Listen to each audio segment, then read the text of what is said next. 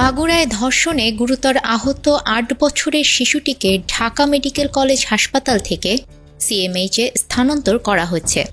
Dhaka medical college হাসপাতালে পুরাতন ভবনের ২য় তলায় পিআইসিইউতে লাইফ সাপোর্টে ছিল শিশুটি।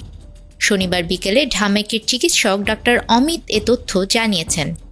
এ বিষয়ে হাসপাতালের পরিচালক ব্রিগেডিয়ার জেনারেল মোহাম্মদ আসাদুজ্জামান জানান, শিশুটিকে উন্নত চিকিৎসার জন্য সিএমএইচ হাসপাতালে নেওয়া হয়েছে। এই ঈদে জামা জুতো অ্যাক্সেসরিজের ডিসকাউন্ট।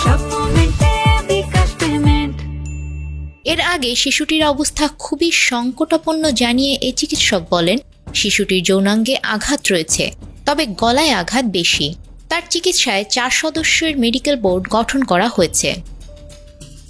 শিশুটিকে হত্যা চেষ্টা ও ধর্ষণের অভিযোগে ৪ জনের নামে মামলা হয়েছে। শনিবার সদর থানায় মামলাটি দায়ের করেছেন শিশুটির মা। মামলায় আসামি করা হয়েছে শিশুটির বোনের স্বামী সজীব শেখ, সজীব শেখের ছোট ভাই রাতুল শেখ ও সজীবের মা জাহেদা বেগম, বাবা হিটু শেখকে। এদের ৪ জনকেই গ্রেপ্তার করেছে পুলিশ। বোনের বাড়িতে বেড়াতে গিয়ে বৃহস্পতিবার ধর্ষণের শিকার হয় শিশুটি। অজ্ঞান অবস্থায় তাকে মাগুরা সদর হাসপাতাল ও পরে ফরিদপুর মেডিকেলে ভর্তি করা হয়। জ্ঞান না ফেরায় পরে ঢাকা মেডিকেলে রেফার করা হয়। আফরিন আপ্পি, আমাদের সময়।